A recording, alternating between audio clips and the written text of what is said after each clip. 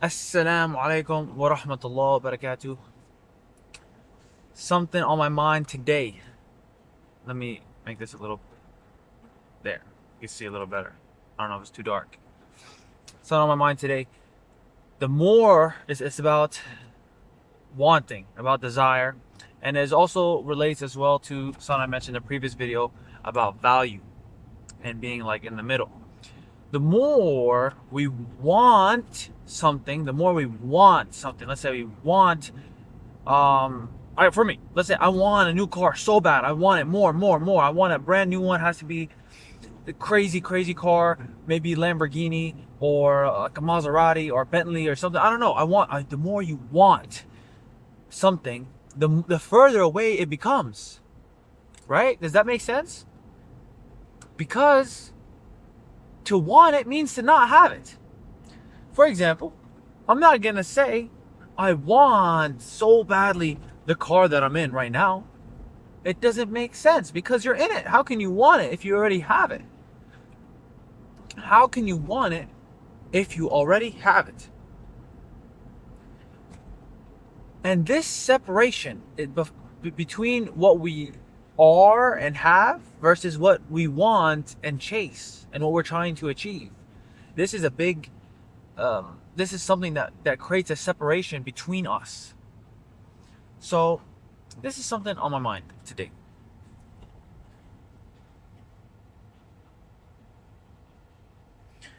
The next question that comes up is, well, what do we do? Do we just not want things? Are we supposed to just let everything go and not want anything at all, and not try to achieve anything, whatnot? No, I don't think that's the answer either, because that's how we drive forward. But in life, but in technically, we don't really need to drive forward very much, you know? If life is gonna continue moving forward, it's always gonna be ticking, going forward. However, right? Then we don't really need to. Hold on 1 second. I gotta put on my dash. There we go. Yeah, it's important to have a dash cam. I don't know if you guys seen that video recently of the gentleman that they broke his window and they punched him, and he wasn't even doing nothing crazy based on what we saw in the video. That's why we need a dash cam. We need a witness to protect ourselves. But what were we saying? So to want things, do we just let go of what we want? No, that's not necessarily. We don't even have to drive forward. Think about water flowing down a mountain. It doesn't struggle. It just slides down. You know, the gravity takes it down. The forces that Allah Subhanahu wa Taala has made allow the water to naturally carve its own path and strengthen its path. When it starts to make like rivers and valleys and whatnot, paths for the water to follow, it becomes easier and easier the more you walk over that path. And this reminds me of another thing tied to risk and creating wealth. I don't know if this is the right saying, but it's like, if you build it, they will come. And it kind of also relates to getting better and providing more value, higher quality at whatever it is you do.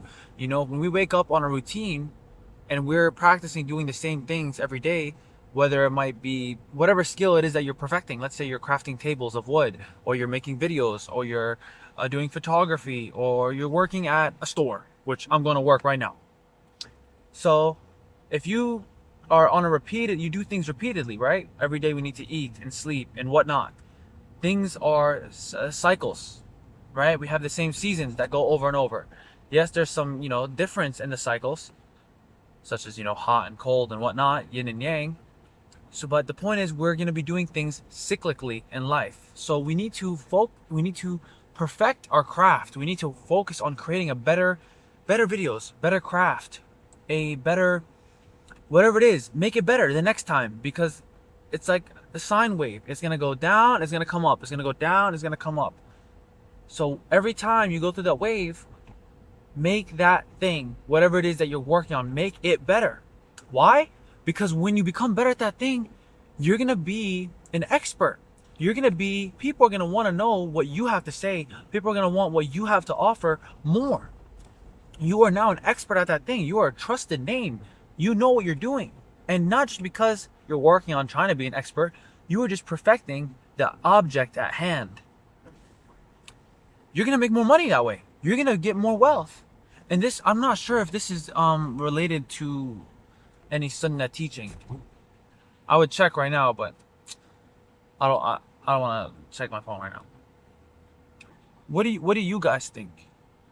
Do you agree with what I'm saying? Do we need to really get better at what we're doing? I mean, obviously, I think who would disagree? No, you don't need to get better at what you're doing. Obviously, you always need to get better at what you're doing. But I think we lose our attention. We change our focus from we change our focus from getting better at the object, becoming an expert by focusing on what it is that we're doing, becoming awareness in the moment. That's the biggest thing. Becoming aware in the moment. We change our focus from that to worrying, to predicting, to thinking about the future. Oh, are we gonna make it? Is this even valuable? Is this gonna do us any good? Am I on the right track? We start thinking about the future in the present moment when we could have been focusing on what it is we're doing. Now, I'm not saying there's never any time to reflect and to ponder on what it is that you're doing, if it's setting on the right track. Is this helping me achieve my goals and whatnot? I think I want to make like a nightly reflection. You know, even in the Quran, Allah subhanahu wa ta'ala says recitation in the night is more meaningful because during the day we are more concerned with worldly duties. Is the translation. The translation in English says, in the clear Quran, I'm pretty sure it says duties. Because we have responsibility. We have to, get food, pay the bills, provide for ourselves and for the people who are dependent on us. Especially as men. As men, we will have people who are dependent on us. Even in the Quran, it says men have a degree of responsibility over women. And this is just the way God has created us. I think for me, the biggest lesson I'm taking from today's reflective talk, I guess, on the way to work, reflective talk, is if it actually reminds me of the compound effect. The book, The Compound Effect. If you get 1% better every single time you each day that you do something, that's gonna start compounding. 1% of 10. Let's say you're at let's say skill level 10, right? 1% of 10. That's like what? 1? No. Let's say 100. 1% of 100 is 1, right? But 1% of like a million, I'm not even sure what that is. But it's a lot more than 1. The point is the percentage gets bigger and bigger and bigger and bigger. We're going to be expanding. I'm not sure if the word is exponential or not. I'm forgetting my math, to be honest. I don't really use these terminologies that often anymore.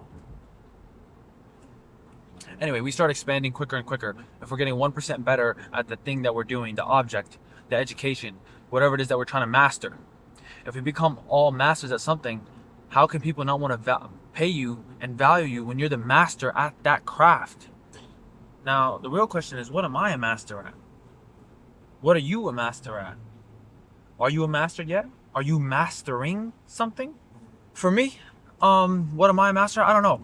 I've been working on my photography / videography company, trying to provide more value there, but I haven't really been finding too many clients as of now. I mean, I put up an ad for a while, but I wasn't really getting any good like interactions or messages from it. Maybe it wasn't a good ad. Maybe I need to make a better ad. I probably do for like event photography. But with Alpha, so my business name is Abedrabbo Media, and I wrote some notes the other day in my Obsidian. I think you guys should try this too. Like whenever you have some time alone, I use the voice notes app on my Samsung, and I just talk. About like what I want to say, what I'm thinking. Not every single thing that I'm thinking, but I talk to myself. I'm saying like, what am I? And then later, you can have that transcribed. I mean, Samsung has an auto transcription, AI transcription, and I get a transcript of everything I said, and I can put it into AI and have it like I can ask it questions like, where do you think I'm going with this? Do you have any advice? And whatnot. And it gives you like a second perspective. Or you can even, using AI to your advantage these days is a new thing. We need to learn how to use these tools that we're given now. We have large language models. It is not an intellectual creature where it's only as good as we use it right now. Right now it has to be used. It doesn't have its own, it's not artificial general intelligence where it's what was I gonna say? where it's like it has its own free will and it can decide what to do and whatnot. It doesn't have that. So we need to learn how to use it. How do we use AI better? Well, one of the prompts I always ask AI is like, give me some new perspectives on this subject or on this idea. And I tell it what I'm thinking, I'm telling it what I know, because you need to give it information. It doesn't know everything about you. So you need to tell it what's about, and then ask it, give me some new perspectives on this. Give me some fresh ideas. What would some experts in the industry, or what have people done, and what's new? So really, this leads back to, I think, something I've seen online. We need to ask the right questions. So we need to become best questioners. That's how I use AI these days. And I was relating that to my business. I don't even remember what I was saying. I'm trying to provide more value in the photography, videography industry, and maybe even to businesses locally in Tampa. Give them like good photos for their menus. I mean, I really don't like, I hate to see ugly menus when I buy food. Especially, it's even worse of a feeling when I get their food anyway, and it's so good, but the photos were awful, or like it wasn't enticing. You know, the food is so good, but everything before I got to the food, everything before I made the decision to buy the food was not enticing at all. Maybe the environment was not enticing. Maybe the online presence was not enticing. Their photos, their videos, who they are, what they're about. Maybe the parking lot was not enticing. All of these small little factors. Maybe the location was not enticing. It was not able easily to get to that location. Let's say like the parking lot is tough, or entering is hard, or you have to get off one of those like 60-mile-per-hour roads with no right turn like lane, and you have to like slow down basically, and you're worried if someone behind you is gonna hit you. You guys know what I'm talking about. Those roads suck. Maybe it's in that kind of plaza. Maybe at the waiter. Like, there's so many factors that come before ordering the food that could possibly turn you off from making that decision. It's not enticing. It's not inviting. It is not easy. Because not easy like it's different. Like it's not made to be easy, because it's been not enticing. It's not welcoming. And then the food is really good. So I want to help some Muslim community, or I mean mainly I like to work with Muslim people. Why? Because as I was explaining in my previous video, one of them, hopefully maybe I'll link it in a card here, that as a Muslim we need to spend our money wisely. You guys should check out that video. We need to spend our money wisely, meaning we need to spend it on people who are also going to spend their money wisely. Keep the money within the Muslim community and help the Muslim community, rather than send it out to someone who's going to spend it God knows what on maybe something prohibited or oppressing the Muslim Ummah or whoever. So they're not spending their money wisely. So let's spend the money within our own community to help ourselves out and build us as a community. So I really want to help some Muslim restaurants or Muslim businesses. I take some photos for Google Maps and stuff. I mean, I think it helps a lot. I have over 5 million views right now on Google Maps from photos that I've uploaded. And a lot of those places I did for free, just because for fun. But the other thing that I'm trying to do recently is provide value on YouTube. So I want to help other people, or I've been trying to help other people with the education and the knowledge that I know about cameras, about taking photos, about taking videos, about audio. Those photos and videos are two different like categories. You know, yes, you use a sensor, but it's a separate category, to be honest, of the education and skill set that you need to know. Some things overlap, but not everything overlaps. I guess I can make a Venn diagram about that. But yeah, I've been helping. So you could check my channel out over there. That's like more of a business channel. It's for business. This is a personal channel. I put whatever I want on here. If you don't want to watch it, don't watch. Or if I want to rewatch it again, I can rewatch it. It's like a little time capsule. Thanks to, I guess, Google and YouTube, you know, they want to store all these videos for me. Hopefully they can serve you some ads or something and then give me a little portion, or maybe you buy something. I guess that's how they pay themselves. And they also have other things, you know, that they make money on. And thanks to them, I can store these videos without having to worry where they go. That's another topic I want to talk about one day. Technology and storage, data storage. What about it? We put a lot of storage in the cloud, meaning we don't own that. Anything I want to say cloud is we don't own it. It's not on our own storage devices. It's not on our own hard drives. It's not on our own SSDs. It's on somewhere else.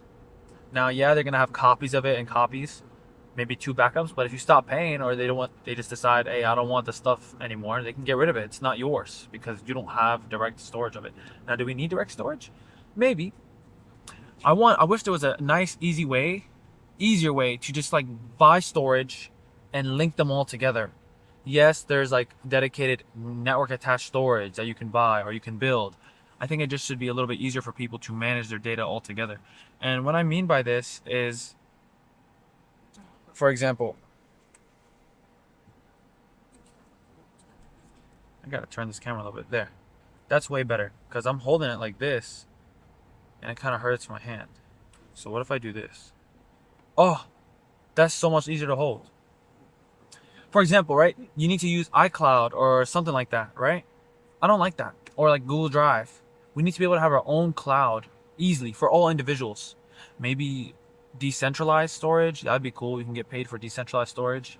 Like, for example, I want to store my videos on the internet, but I don't want to have to use my own storage, but I want to make sure it's secure. We can use blockchain technology to make sure that that storage is still there, it's still being stored, and maybe we could reward those people for doing that, for making sure that storage is still there and dedicated. That'd be a really cool open source project to collaborate on one day. Get rewarded in some kind of cryptocurrency. Basically say, hey, I'm willing to spend, I have 20 gigs of storage, 100 gigs of storage, terabytes, petabytes that I'm willing to store files for other people, right? And you can have a decentralized blockchain that every so often checks, hey, do you have those files? Are they still like, and you check it, the checksum. There's ways to make sure that the file has its integrity. Yeah, I have it still stored and it's accessible. Is it accessible all the time? How long are you like online? Like, and if the longer you're online, and the more, right? Like, yeah, the longer you're online, the more you get paid. And if you're online longer and whatever, you should get paid more. If you're online more consistently, you should get paid more, rewarded more. And the blockchain should have some own like system where, I mean, yeah, you have to pay to store. You should have to pay to store, but it should be way cheaper to store that way. You could pay to store the information, and there should always be like 2 copies somewhere, at least 2, and you could pay, or you could just pay for more copies. How many copies you want to keep on the blockchain? 1, 2, 3, or 4, and you could pay for more, and it will constantly check to see if those people have it. And you can that would be a really cool idea. I would definitely use that, and I think a lot of people would do that. A lot of people got extra storage. They buy a home, they can easily put that up on the cloud and just have it run automatically. Maybe it'll partition a drive for you automatically. This is like technology talk. I don't know if anyone is still here. You could click off. But it would be cool if you put the storage on there.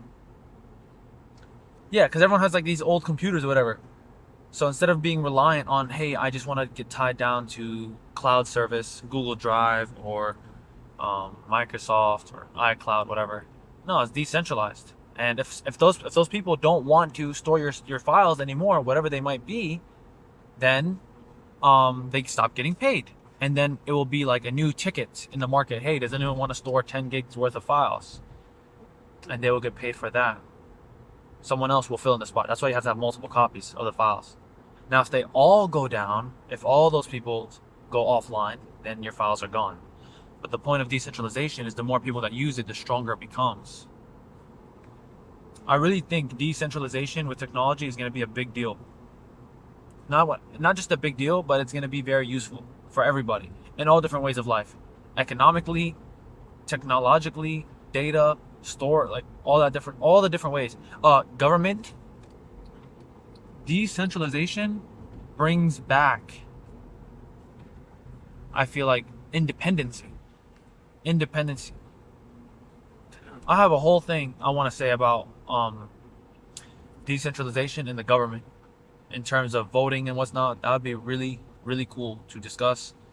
And one day if it was to be implemented, that would be really cool. Basically, instead of having... I can hold on my left side. Sheesh. This camera's heavy. Basically, instead of... I can't really put it on the left side. I'm going to get one of those mounts, guys. Put a mount right up here. And it's just... that would be cool. Take off these things up here. But put the mount right here, mount up the camera up there. That'd be pretty cool. Suction cups. And we can have the daily drive to work and talk, or drive home from work and talk. Not daily. It might not be daily. Maybe some days I don't want to talk. But I think that'd be pretty cool. Basically, with some cryptocurrency right now, I believe internet computer protocol, that one, my friend Juan and we're invested in that one. Somewhat, not too much. It's like, I only have like a couple $100 in there. But the point is, they have a voting system, and it looks pretty good. Basically, you can vote on any changes that you want to happen to the blockchain. And anybody could vote. Or you can either vote directly, or you can have someone else vote on your behalf, which is kind of how we have a democracy. We vote for somebody, and they're supposed to vote on our behalf because we trust them to vote for us. But the thing is, once they're in office, that's it. You trust them for the next 2 years, and people can change over 2 years, 3 years, 4 years, or even 6 years, however long it takes. That they're elected. Again, I'm here at work. I gotta probably clock in 5 minutes. But with the decentralization, you can vote directly on specific things that you for sure want to vote, and then for the other votes, hey, I trust how this person has been voting, their record of voting, how they voted. I like what they do. I agree with them. I'm gonna entrust them now to vote on my behalf. That's a super great way to do it. Now you can vote directly for specific things you want, or trust others to vote for you in the best way you see fit. Thank you for tuning in. If not, no problem. Asalaamu Alaikum wa rahmatullah. See you guys in the next episode, inshallah.